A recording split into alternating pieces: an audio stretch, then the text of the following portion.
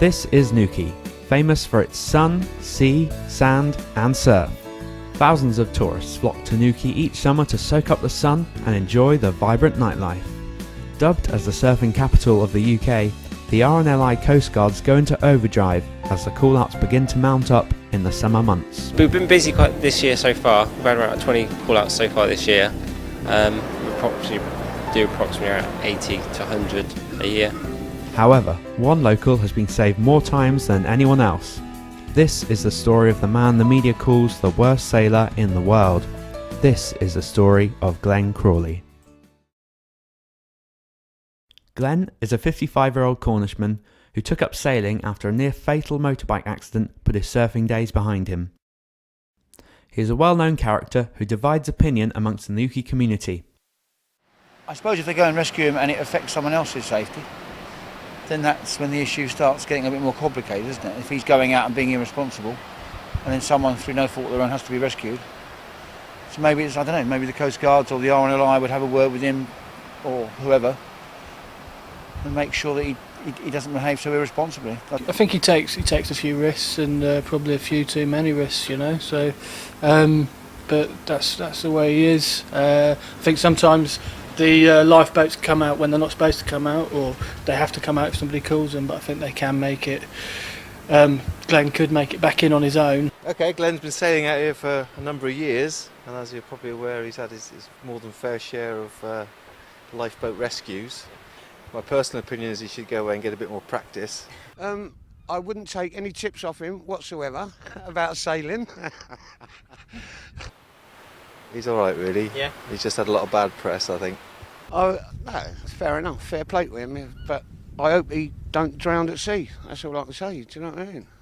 Glenn shot to the attention of the national media after being rescued 14 times by the Newquay lifeboat, as well as attempting to sail the famous Cribber, a dangerous rocky swell off the Newquay coastline. His many rescues by the RNLI have led to the media naming him as Britain's worst sailor, and now Captain Calamity. I mean, he's done some silly things in the past. You know, he tried to surf the Cribber wave on his catamaran. I mean, that's just silly, isn't it? You know, if he's got 1 ounce of local knowledge, he'll know that was out of order. You know, I think, again, in retrospect, when I look at back, what I was doing, yeah, I did probably piss a lot of people off. But I fulfilled a goal, you know. And of course, the press doesn't always see these sort of things favourably. For them, you know, a person who's in the water, someone who's is, as far as it's responsible, calling out the RNLI, has to be accountable and has to be blamed. So even though somebody else made the phone call, it was me that was made accountable. Glenn has been slammed in the national press, particularly due to the financial liability he poses to the RNLI. Costs to the charity have reportedly ranged from £2,500 to £30,000. Despite his unpopularity in the media, Glenn has tried to encapsulate the Captain Calamity nickname. His appearance on BBC Three's Russell Howard's Good News further catapulted Glenn into public attention. Nice to meet you. Nice to meet you. Can I come on board? Come on board. Sweet. Mate. Excellent. Where would you like me? Sweet. You hold the record for the most boats crash? Well, you're kind of along the right lines. Not exactly. Can I give you another clue? Yeah, I'd love a clue. The press. The press? Have named me. Have named you? Captain Calamity. So they've nicknamed you Captain Calamity, so it would imply that you're the world's worst sailor? Yeah. You're the world's worst sailor? Yeah. So how do you know that? Because the press said Really? so. So what's the worst or most embarrassing call-out? What's the worst? Twice in one day. Twice in one day? I capsized my boat, turned it upside down. So I know what capsized means. Yeah, completely inverted the boat on the morning, and I went out again in the afternoon and did exactly the same thing. In an attempt to dispel his critics, Glenn has invited us to experience firsthand what sailing with Captain Calamity is really like. We needed to think long and hard before jumping into a boat with the worst sailor in the world, so we asked a few locals for some advice. Well, as a third party, I can't really say, can I? I'd advise you against it, unless you're absolutely positive that you think he's safe. Yeah, good luck, you know. You're going to need it. You might even want to look at his qualifications, look around his boat, see if it's safe. I mean, his history's not saying much good about it, is it, at the moment? So probably, apart from yourselves, if you can take the expensive equipment out, I probably wouldn't bother. Okay, do you want to borrow a life jacket? Because you're going to need it. Despite the scepticism of locals, Glenn insisted that the chance to be filmed at sea was a chance for him to silence his critics. I'm not a maniac, right? I was a lifeguard for about 8 years. I was surf coach for God knows how long, right? I've taught people on many occasions. Now, what I do privately, that's down to me. Exactly, When I have somebody with me, then there's a new set of rules. I'll ask you to do something, I'll expect you to do it, I'll expect you to jump, you know. I won't put yourself in danger. However, when you're dealing with the ocean, there's always the unexpected. So be prepared for it, you know. Don't panic, right? Stay where you are, stay afloat, and if you go overboard, I'll pick you up. If you lose the mast, we'll bring the boat in. And relax, just try, don't sit there rigid, you know, try to just go with it as the boat bucks and bends and twists and flexes, just go with it, relax. And what we'll do, we'll build it slowly, we'll go out and we'll take it easy, and then as the wind picks up, that's why I want to get down there early, because what will happen the next hour and a half, the wind will pick up. So we'll have a little while just to settle into it and get the feel of it, and we'll get you out on the wire and see what happens, and you know.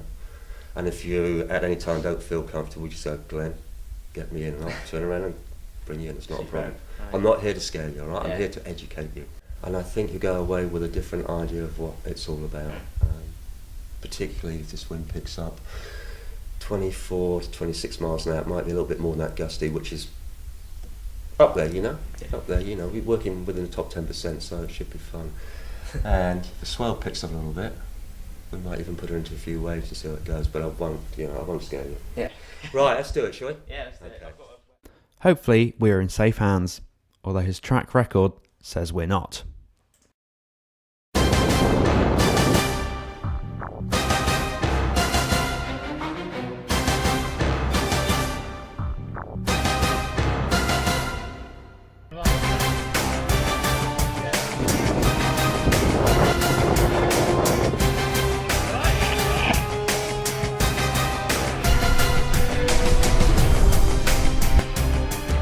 Oh God, I've lost the bloody top. That's not good.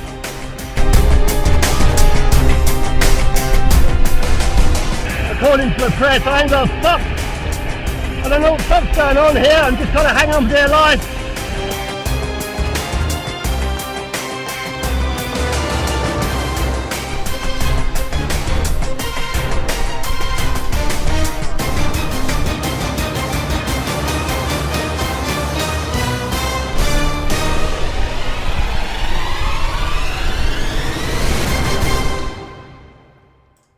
We sailed with Glenn and survived.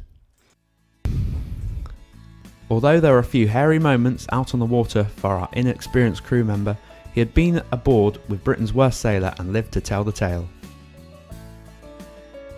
It is clear that Glenn has the necessary skills to enjoy sailing for his own purposes, and did give us an opportunity to appreciate his ability on a personal level. We live in a country where the media plays a huge role in society and is an integral part of most people's lives. We also have a culture of celebrating the out of the ordinary, the different, the off-the-wall characters that live to entertain us. Glenn has been represented as the clown of the ocean and depicted as a danger on the open water. Whether this is justified or not, we will let you decide. But Glenn clearly has a passion for living on the edge and isn't about to change that for anyone. The ocean, however, has a way of kicking one in the butt every now and then. I mean, that is all part of the fun, you know. It can often, things can happen very quickly at sea, and I think anyone who sails can realise that.